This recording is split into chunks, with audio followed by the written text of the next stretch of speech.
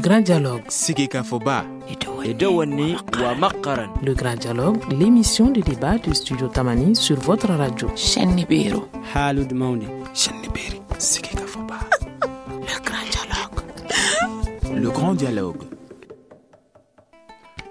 Studio Tamani 18h15, auditrices, auditeurs, bonsoir. Le forum de la presse de ce vendredi 24 avril réunit 3 journalistes, Ami B. Sissé de Radio Séné FM, Mamadou Sissé, journaliste indépendant, et David Dambélé de Dépêche du Mali.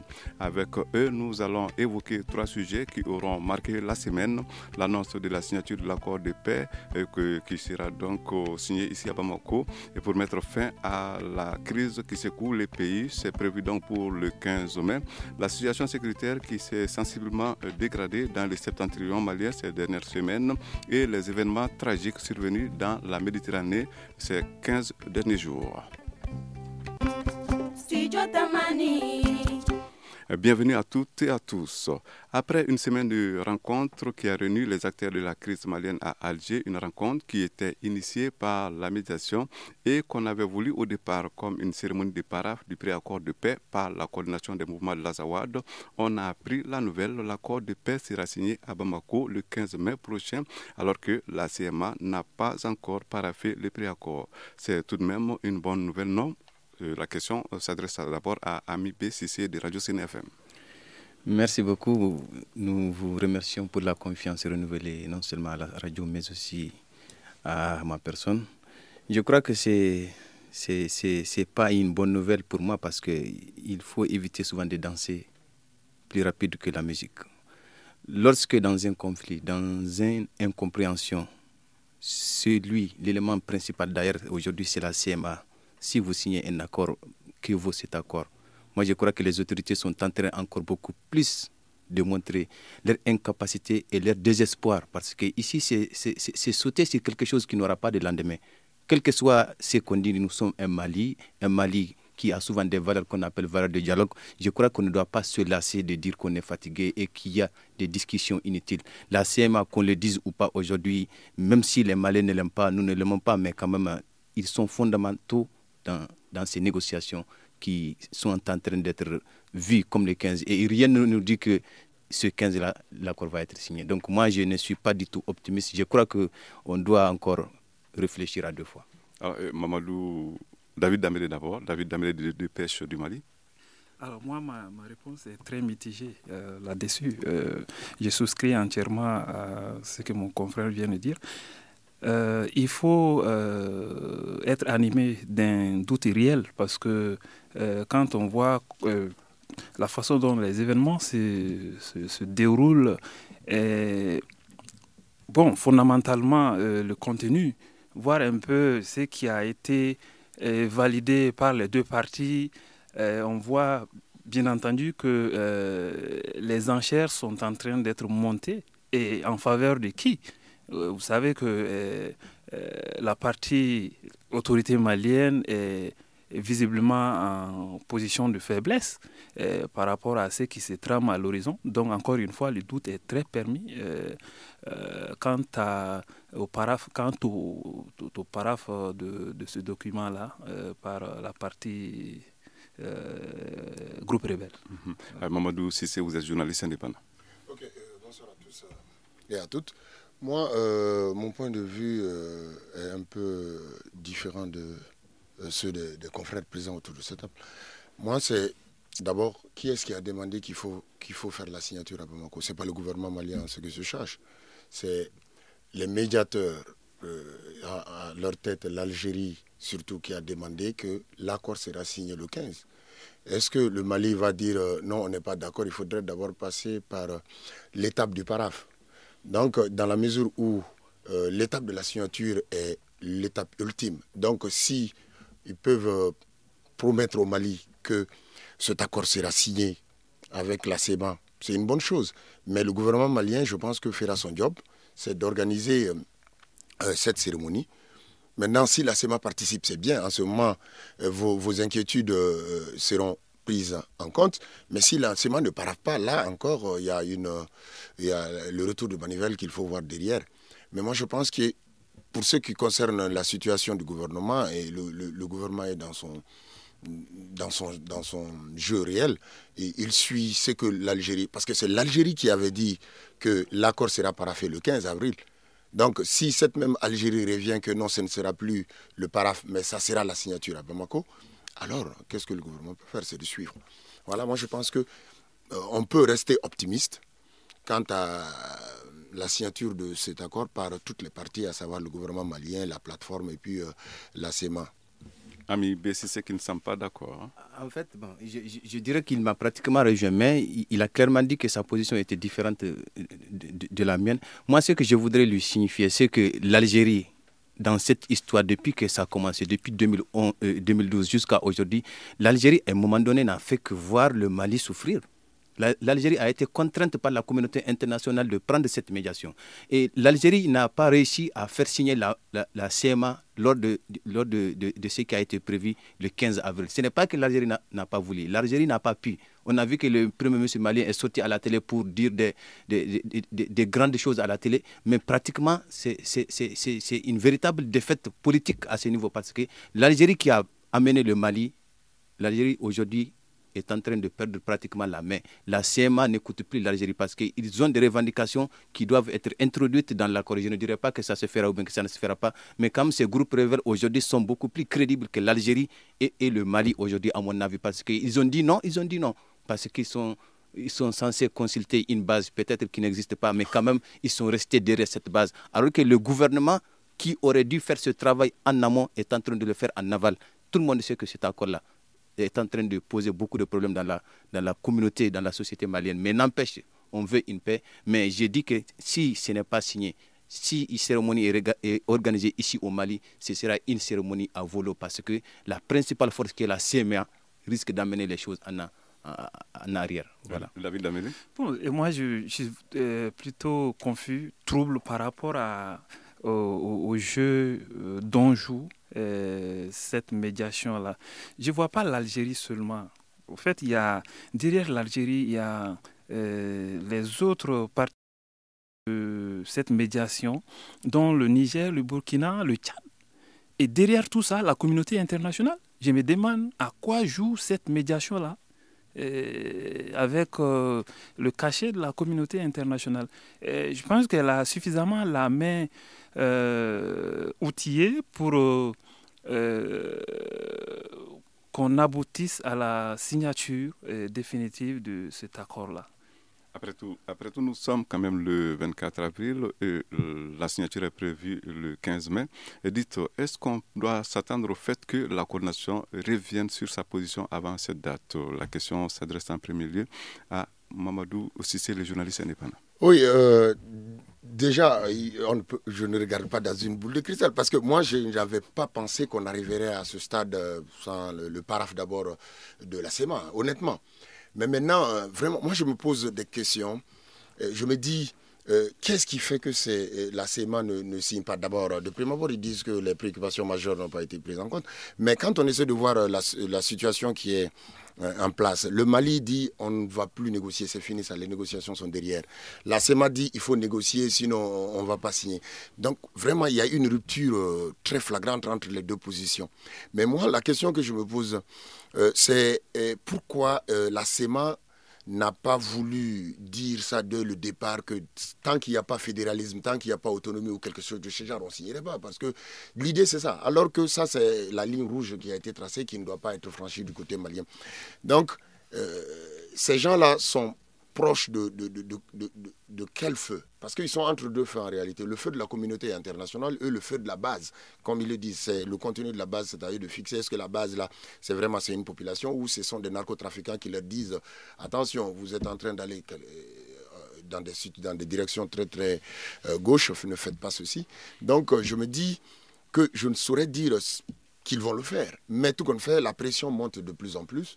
Parce que quand on écoute les chancelleries internationales qui existent, les pressions sont en train d'être bien mises en branle. Et puis, les paroles commencent à être on ne peut plus précises. Quand on prend, par exemple, les propos de Gilles Berson, l'ambassadeur du Mali, qui dit maintenant qu'il faudrait que les uns et les autres s'acheminent vers cette signature-là. Et que les uns et les autres qui participeront pas à cette signature seront considérés comme les ennemis de la paix.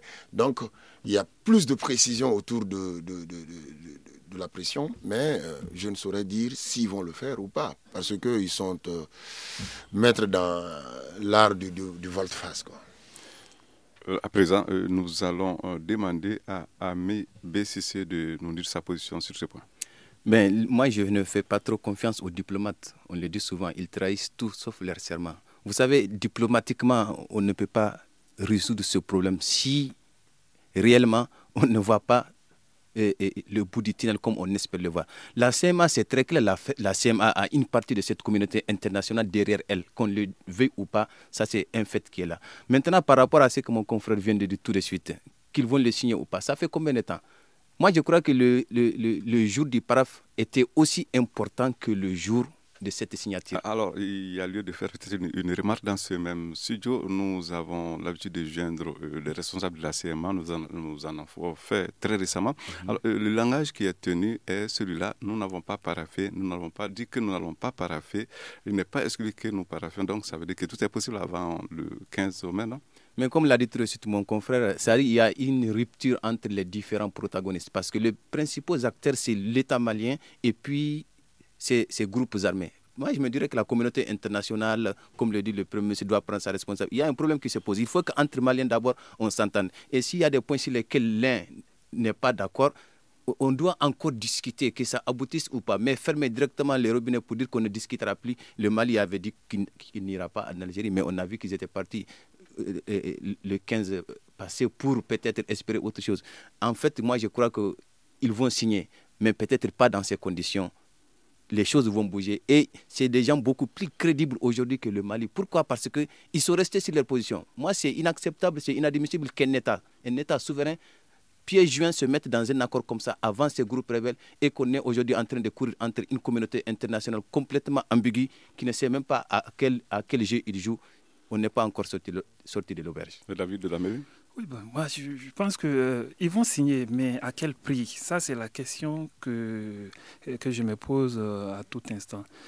Parce que quand on regarde un peu dans le fond de ces accords-là, c'est pas pour rien que certains analystes ont déduit que c'est une partition. Bon, la notion de fédéralisme est de fait consommée dans ces accords. Bon, moi, j'ai replongé cet après-midi dans le texte au niveau du chapitre 3 qui traite du cadre institutionnel et de la réorganisation territoriale. Il est clairement dit au niveau de l'article 6 que les parties conviennent de mettre en place une architecture institutionnelle permettant aux populations du Nord, dans un esprit de pleine citoyenneté, de participer, de gérer leurs propres affaires sur la base du principe de libre administration. Vous voyez, donc, et moi, je me dis, ça c'est déjà une position qui de fait, les avantages sur un certain plan.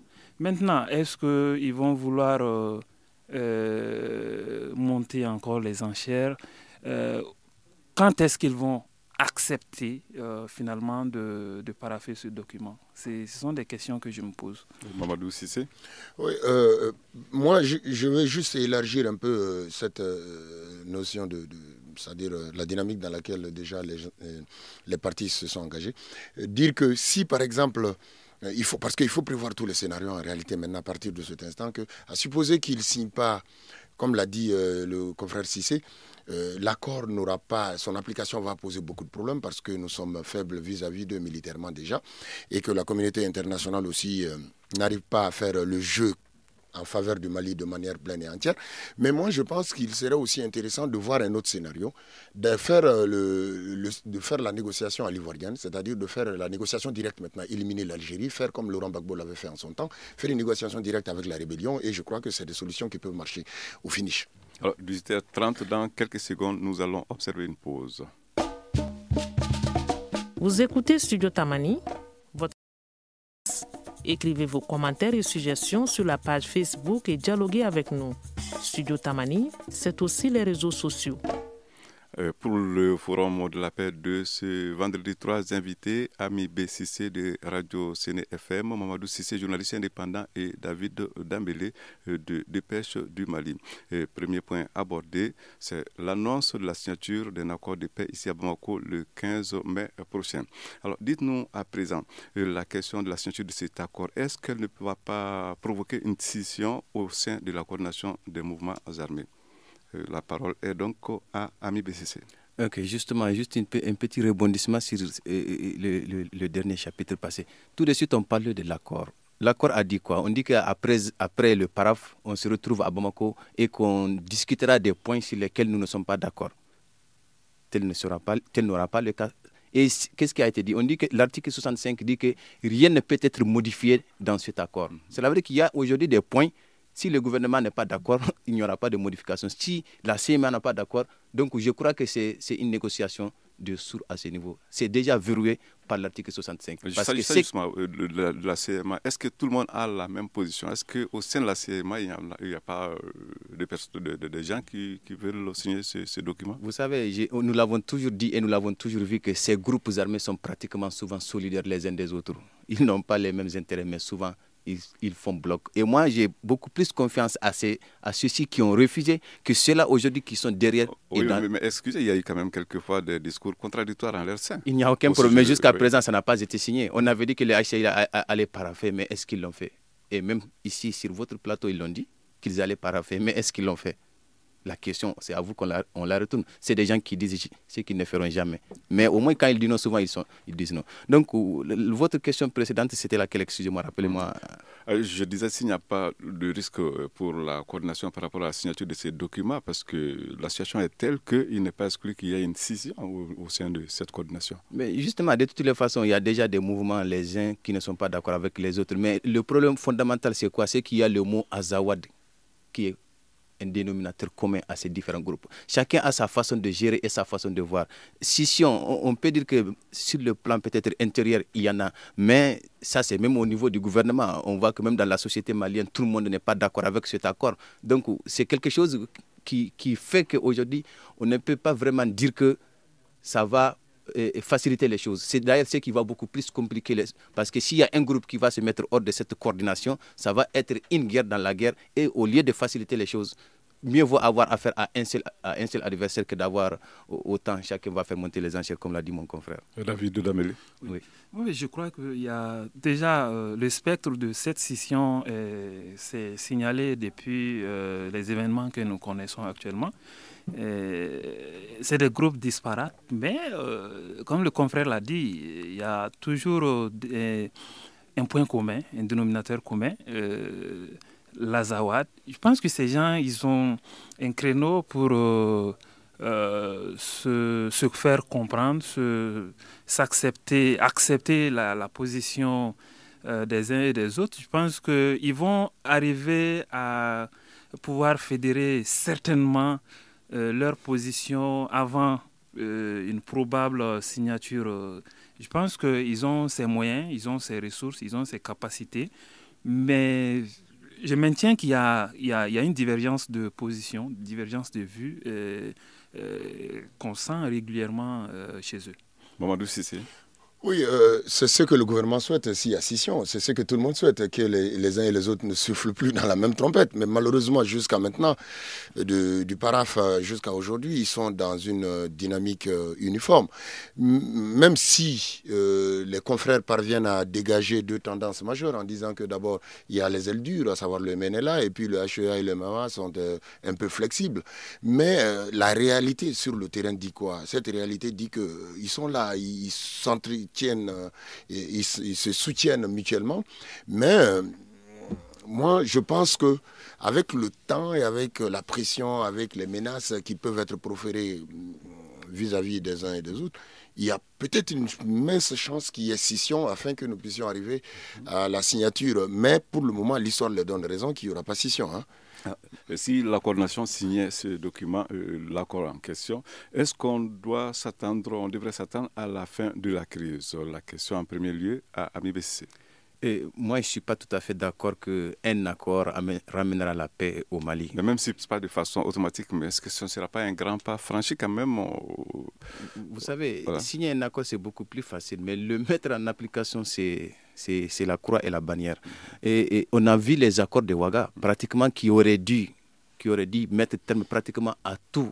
Combien de temps on a mis avant de mettre ces accords-là en application? Et du côté des groupes rebelles, ça n'a jamais été le cas. Ils n'ont jamais mis un iota de cet accord en application. Donc le problème va se poser. On va peut-être signer un accord, mais ça ne sera pas la paix garantie. Ça, c'est sûr et certain. Et on se dit même que ces engagements que le gouvernement s'est empressé de signer, ce sont des engagements que le gouvernement ne peut jamais prendre. Parce que la communauté internationale qui est en train de pousser ces autorités, à un moment donné, va arrêter de nous soutenir. Il ne faut jamais compter sur les autres. Vous allez prendre c'est un accord beaucoup plus compliqué, beaucoup plus difficile que les accords précédents.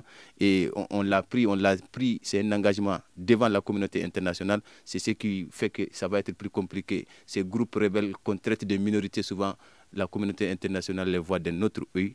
Et souvent, on tente même de les protéger. Sinon, moi, je crois qu'aujourd'hui, cette solution aurait dû venir de balayer complètement et militairement ces groupuscules. David Damé. Oui, une chose est de signer ces accords, une autre est que l'État s'arme, se trouve les moyens, les ressources nécessaires pour assurer la sécurité de ces populations. C'est là où le bas blesse. Il faut que nous assistons enfin à l'avènement d'un État fort, capable d'assurer la sécurité territoriale. Parce que vous voyez, même au moment où les négociations se déroulent à Alger, la situation est délétère sur le terrain, est très critique. Il n'y a pas de jour où on n'entend pas de situation d'insécurité, d'attaque. Cet aspect du débat, on va l'aborder dans quelques minutes. Voilà, donc dire que la signature de ces accords va amener la paix, la stabilité, moi je ne suis pas d'accord, je suis très pessimiste là-dessus. Voilà. Mamadou Cissé.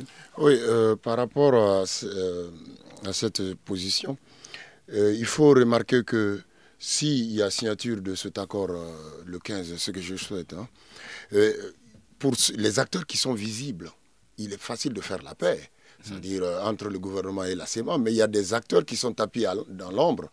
Et puis d'ailleurs, ces mouvements utilisent le système de vase communicant. En fonction des forces de mouvement, ils basculent du côté. Il y a le Moujao qui est là, il y a l'ACMI qui est là. Ces forces-là ont déjà eu une emprise telle sur le terrain que pour les éradiquer, ce n'est pas une question d'une décennie, c'est vraiment un travail de longue haleine. Donc, la signature ne veut pas dire logiquement, n'implique pas logiquement la fin de la guerre, ou encore ne veut pas impliquer forcément la paix, mais déjà la signature peut ouvrir une grande porte pour aller vers cette paix-là, sachant bien que tous ceux qui vont maintenant s'ériger contre cette paix peuvent entièrement être considérés comme des ennemis et traités comme tels. Et en plus de cela, la mise en œuvre de l'accord du point de vue économique peut s'avérer un peu difficile parce que le Mali n'a pas les moyens, il ne faudrait pas qu'on se berne là-dessus. Mais si la communauté internationale soutient, je crois que cet aspect peut être résolu et les aspects institutionnels aussi peuvent aller. Mais pour ce qui est de l'aspect militaire, pour avoir un État fort, ça va prendre un peu de temps et aussi il y a les ennemis de la paix qui ne sont pas forcément les membres de la CEMA, mais qui existent aussi. Nous abordons à présent le deuxième volet de cette émission, un volet consacré à la situation sécuritaire du pays, une situation qui ne s'est pas du tout améliorée ces dernières semaines, bien au contraire, avec la multiplication des attaques terroristes dans plusieurs localités des régions du Nord. Cela devient préoccupant, non? La question, je l'adresse à Ami Bessissé. Ben, aujourd'hui, moi, je crois que nous sommes retournés à la case de départ de 2012. Nous sommes exactement dans la même situation qu'il y a pratiquement 3 ans, où les forces maliennes sur le terrain, ou bien disons les autorités maliennes sur le terrain, prennent la poudre d'escampette. On voit récemment ce qui se passe. Moi, je crois que lorsqu'on laisse un peuple à lui-même, dans un pays aussi sérieux que le Mali, c'est inquiétant. Les attaques sont quotidiennes, les assassinats sont permanents. Et tout ce que le gouvernement trouve à dire, c'est des communiqués, c'est des condamnations et c'est des condoléances. Moi, je crois que c'est vraiment inacceptable lorsqu'on veut vraiment changer les choses. La situation va de mal en pire. Ce n'est plus un constat. Je crois qu'aujourd'hui, les Maliens, quotidiennement, ne font que faire leur deuil et à un moment donné, ça risque d'amener une véritable révolte, une véritable révolution. Nous ne le souhaitons pas. Mais quand même, il va falloir que sur le terrain, l'État soit beaucoup plus consistant en déployant ou bien au moins en arrivant quand même à sécuriser les zones qui ont été libérées. Aujourd'hui, on a dépassé Kona. On a pratiquement dans la zone de Nyono, c'est pratiquement dans Bamako, alors qu'on parle d'une armée à Kidal. On peut comprendre si l'armée n'est pas à Kidal, mais arriver à sécuriser les endroits qui ont été libérés, je crois que c'est une mission difficile. David Dameli. Oui, je pense que c'est à l'État malien de jouer véritablement son rôle. Vous savez que le confrère l'a dit, à partir de Mopti, c'est le no man's land. Personne ne se sent en sécurité. Hier ou avant-hier, tout près, les transporteurs ont refusé d'aller au nord. Ils ont refusé parce que les conditions sécuritaires n'y sont pas. Alors, si la situation perdure, je me demande où est-ce qu'on va aller. Je pense que on parle comment on appelle les militaires, comment on appelle recasement ou alors au niveau de Kidal, les militaires, il y a certaines barrières qu'ils ne doivent pas franchir. Mais je pense que cette situation se vit de fait et même à Bamako. Vous voyez que quand il y a patrouille, généralement, ces forces de l'ordre, ils ne vont pas là où il y a le mal, ils ne vont pas là où il y a la menace. Ils se limitent, ils font juste le superficiel. Ils ne vont pas là où le problème est. Et donc je dis, il n'y a pas de patrouille, il n'y a pas de situation responsable qui se trame au niveau de ces régions, de ces localités du Nord. Donc, tant que la situation reste telle, l'insécurité va pulluler. Mamadou Cissé. Oui, moi, je pense que la situation sécuritaire du pays actuellement doit être corrélée à l'actualité factuelle. Le fait qu'il y a la pression qui a été exercée sur la SEMA et ses acolytes qui sont appuyés à l'ombre, ils vont faire tout pour saboter ce processus qui est enclenché. Vous trouvez qu'il y a un lien entre ces attaques? Ça, c'est évident, parce que quand on prend un peu les assassinats qui sont faits, ce ne sont pas des citoyens lambda le plus souvent qui sont assassinés, c'est des gens qui sont pro-Mali, entre guillemets, qui sont le plus souvent abattus ou bien qui sont quand même menacés de mort. Donc, il y a un lien, mais je pense que l'État malien ne peut à ce moment actuel que faire des communiqués, des trucs, parce que sur le plan militaire, nous avons beaucoup de faiblesses, il faut le reconnaître. Hein. Mais moi, je pense quand même qu'il ne faudrait pas que nous tombions dans la nervosité, qu'il faudrait que nous restions sereins et que tous ces bruits de sabots sont là seulement pour essayer d'entraver le processus qui est enclenché. Et ce processus qui est enclenché, moi je pense qu'il est irréversible. Il faudrait que chacun comprenne cela et qu'on revienne tous au sein de la République. Et avec l'aggravation de la situation sécuritaire au Mali, à quoi vous attendez, vous, comme réaction de la part de l'État malien et de la communauté internationale, ami BCC? Mais écoutez, ce que vous venez de dire, le gouvernement ne le dirait pas, le président ne le dira pas. On leur demandera tout de suite comment va l'armée. Que ça soit vrai ou faux, on vous dira que l'armée est à même de garantir la sécurité des citoyens. Et tous les jours, vous voyez que c'est le même discours qu'ils tiennent. On sait que dans la réalité, ce n'est pas vrai. Mais le principal problème, c'est quoi? Aujourd'hui, on a une armée complètement démoralisée. Parce que c'est la communauté internationale même qui est en train de mettre une certaine pression qui décourage l'armée. Mais peut-être, écoutez, elle le fait à un moment donné, mais peut-être que les choses évoluent, non? Mais les choses ne peuvent pas évoluer aussi facilement qu'on puisse l'imaginer. Vous voyez que lorsque des autorités dans un pays facilitent la libération des terroristes, qu'est-ce que les militaires font? Le militaire ne risquera sa vie pour aller prendre un terroriste qui sera par la suite libéré. Donc je crois que c'est quelque chose qu'on doit forcément éviter. Mais le problème dont vous parlez tout de suite, c'est quoi? C'est que les militaires, on le dit, ils ont des moyens, mais ils sont des moyens aussi maigres qui ne leur permettent pas de faire face à des groupes rebelles qui sont drogués, qui sont dans la guerre depuis 30 ans, qui connaissent le froid, qui maîtrisent le désert. C'est des gens en permanence, ils sont dans leur jardin, entre grottes, ciel, arbres. C'est des gens vraiment auxquels on doit trouver une autre méthode qui n'est pas celle qu'on est en train d'initier. Et au moins, il faut qu'on voit la bonne volonté du gouvernement. Tel n'est pas le cas. En réalité, aujourd'hui, il n'y a absolument rien de visible, encore moins au nord. beaucoup plus, aussi c'est plus compliqué. Dans quelques secondes, 18h45, la deuxième pause qu'on observe.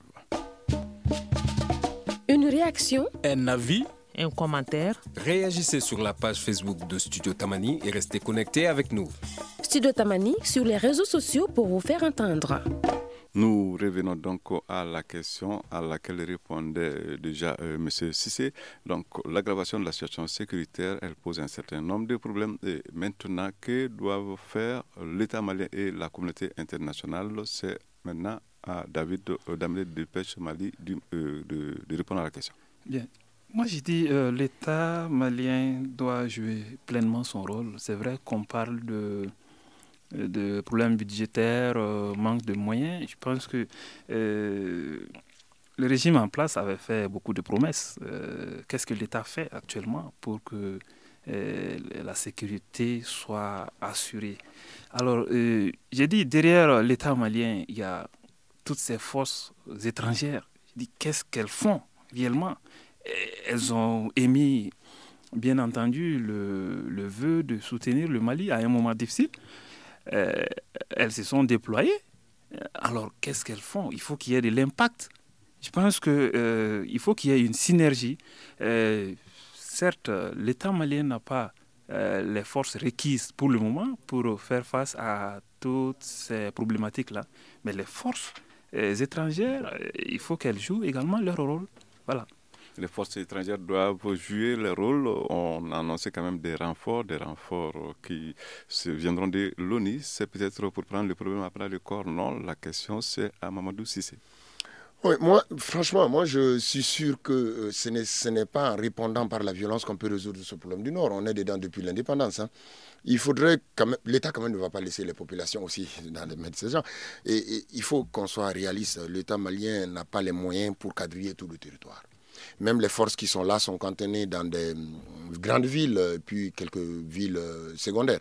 Mais parce que quand on lance, par exemple, une roquette sur Gao, et puis on essaie de voir que la portée de la roquette, ça fait 21, 30, 35 km, on se dit que donc, au-delà de 35 km de Gao, on est dans l'insécurité. Donc ça dessine tout le panorama de la situation sécuritaire de ce pays-là.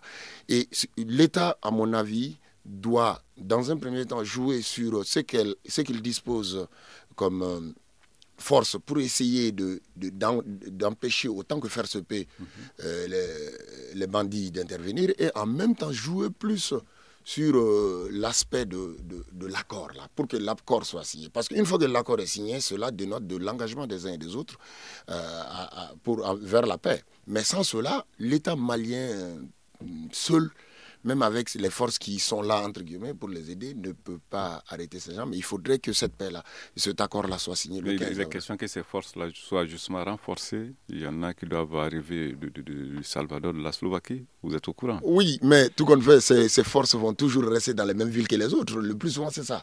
Les forces de maintien, on sait comment elles fonctionnent. Et ce sont des forces, excusez-moi du terme, qui ne vont pas au charbon, le plus souvent.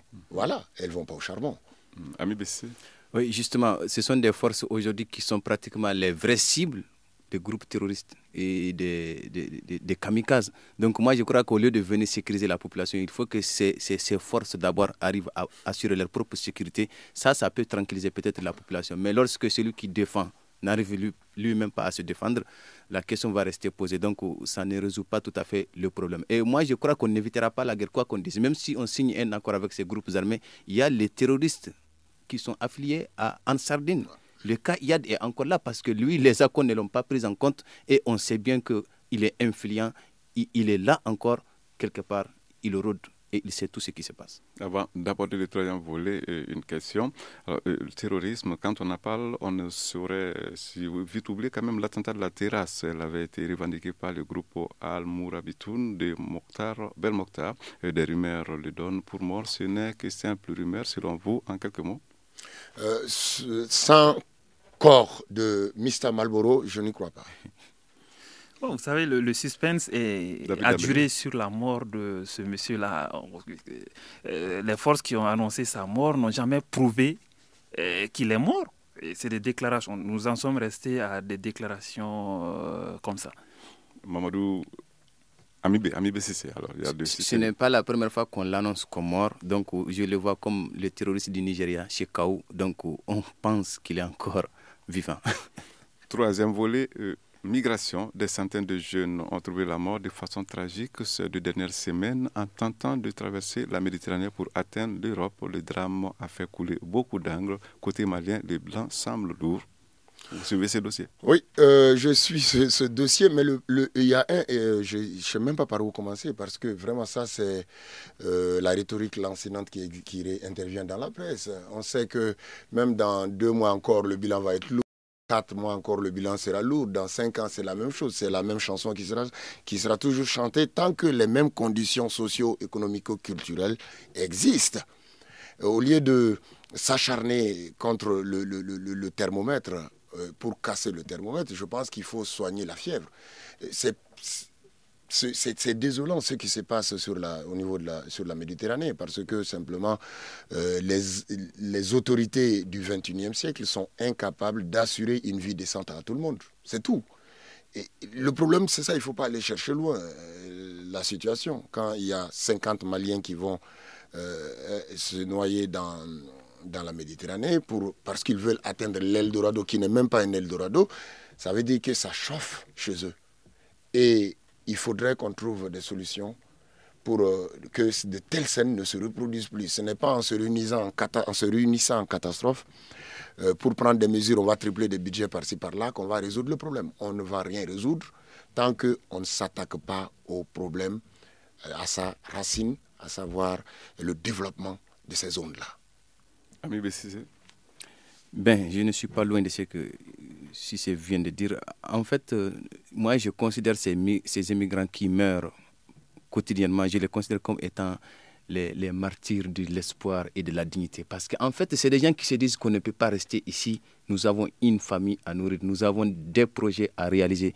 Donc, si ce n'est pas possible chez eux, ils tentent une aventure qui, pour certains, ça marche, mais malheureusement, la plupart du temps, c'est la catastrophe. Et c'est des gens qui ont affaire avec d'abord des circonstances naturelles. Il y a la mer, il y a le fleuve, il y a les montagnes, et il y a encore des aspects humains, à savoir les gardes-côtes. Il y a aussi les passeurs véreux. Est-ce que, M. Cissé, on dit le plus souvent que les gens qui tentent cette aventure ne sont pas forcément des gens qui sont quand même si pauvres, parce que le coût que cela demande est assez élevé pour un Malien.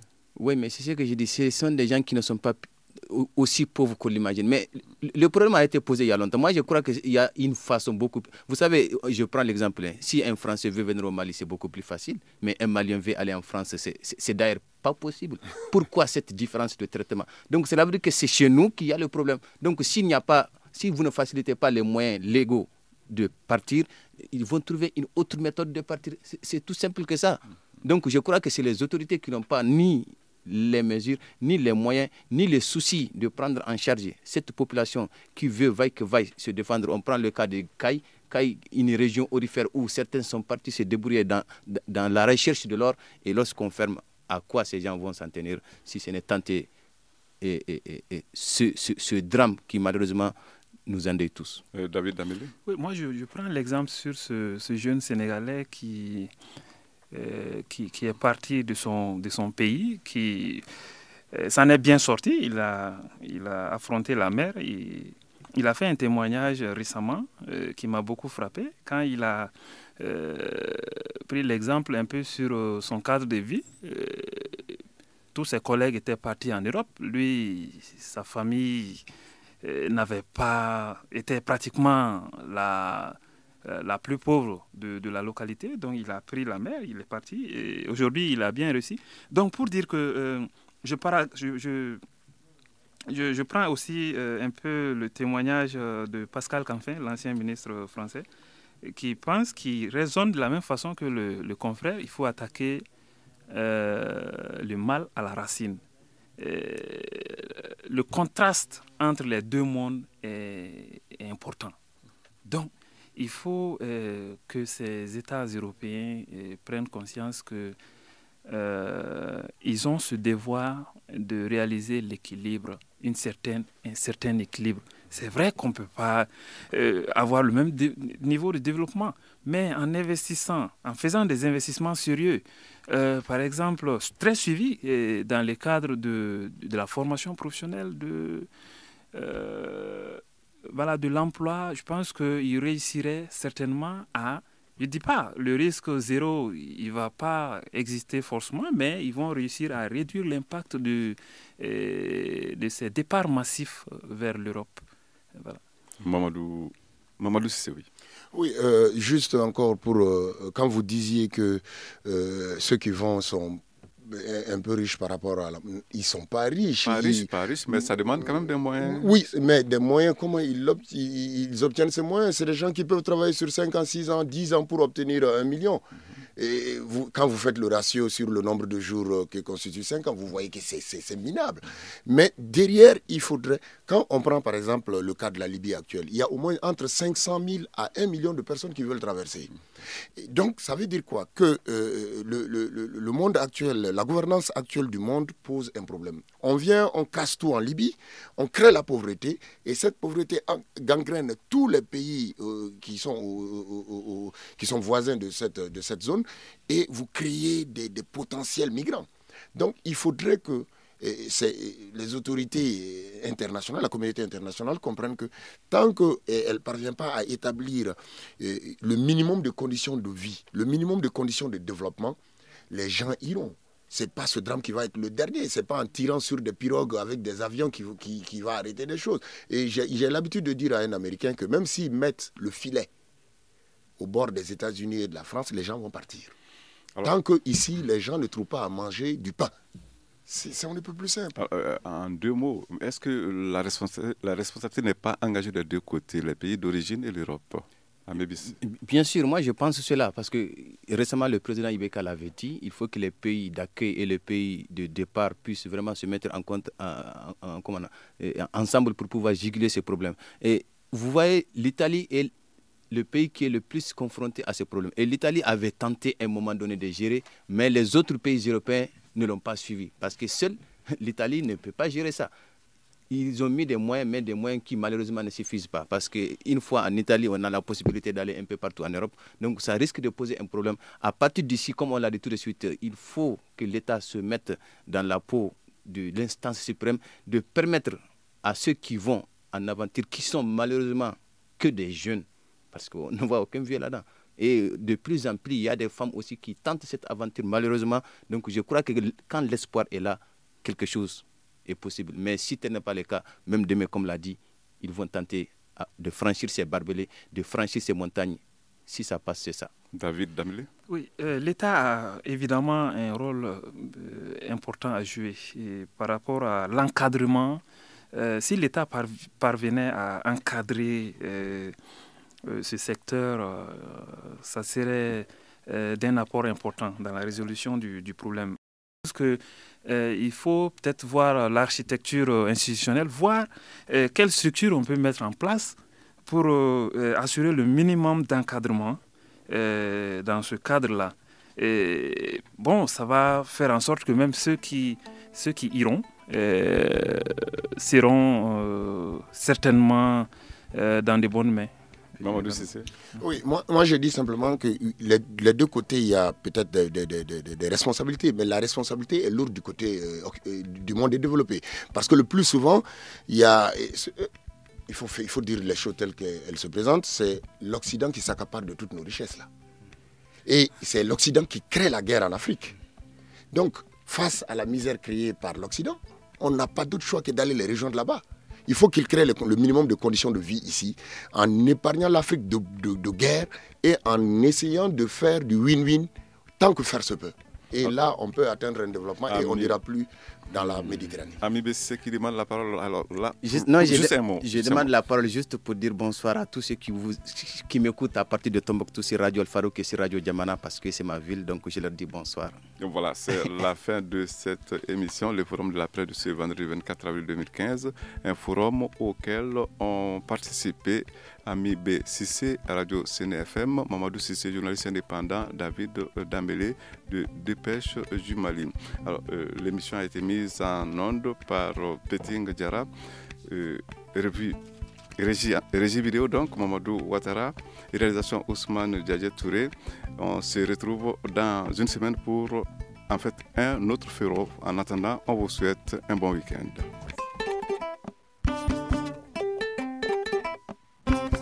Le grand dialogue.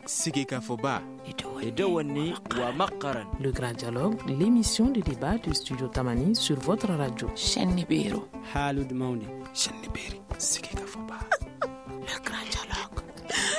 Le grand dialogue.